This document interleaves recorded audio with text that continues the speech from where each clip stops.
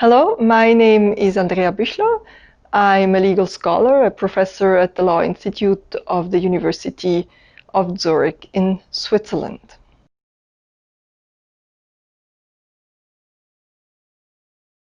I was on a longer journey in Asia when the Berlin Wall fell. I remember doubting the authenticity of the news.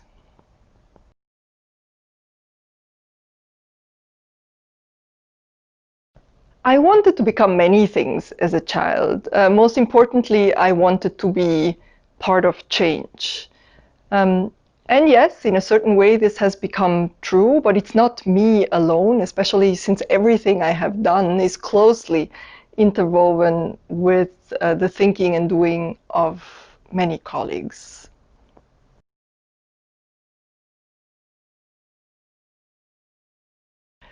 We are breaking the wall of autonomy and reproduction. Human reproduction has developed from a matter of chance to a matter of choice to a matter of design. It is the locus of some of the most prominent ethical and legal quandaries in contemporary society. 40 years ago, we witnessed a momentous advance with the birth of the first person conceived in vitro. Today, in the sort of new culture of reproduction, reproduction is not only medically assisted, but can also be optimized. Reproductive autonomy is a fundamental right. Reproductive rights are the right to decide whether to reproduce, and they are essential for the realization of all human rights. Given the rapid developments in human reproductive medicine and genetics, however, its dimensions and its scope are the subject of intense debate. Genetic diagnostics can counteract the risk of passing on a genetic disease. Social egg freezing enables women to make provisions for the desire to have children later in life. Gamete donation can help infertile couples realizing their desire to have children. However, these developments have raised various concerns. Reproduction would move too far away from what is considered to be natural, would jeopardize traditional family concepts. Women in particular would be instrumentalized and their bodies commercialized. And technological reproduction would have a negative impact on the child. Fears also include a genetic arms race to enhance our children and a threat to social justice and equality.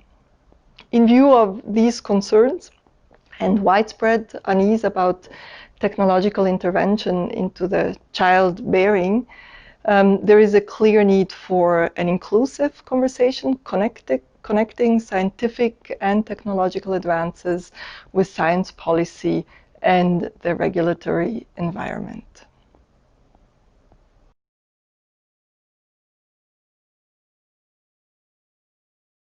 The approach we as a team pursue is a holistic one. It combines empirical and normative knowledge. It connects the dots between different disciplinary discourses. It integrates public conversation in research in order to develop answers to the current developments that are anchored in society.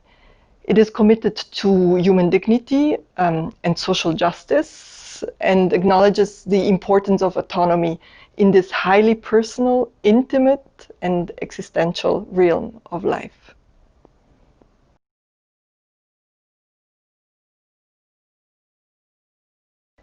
The questions are all greatly relevant for society. Let's take CRISPR-Cas, a tool to modify the germline, a tool with which one day we might purposefully shape offspring. It has received much attention from the media, ethics committees, and its discovery just recently was awarded a Nobel Prize. Interventions into the germline of human embryos until recently were considered to cross a red line. Now the discussions focus on where to draw the line between legitimate and not legitimate interventions. In any case, recent developments, they call for an in-depth review of the many issues raised by this new technology.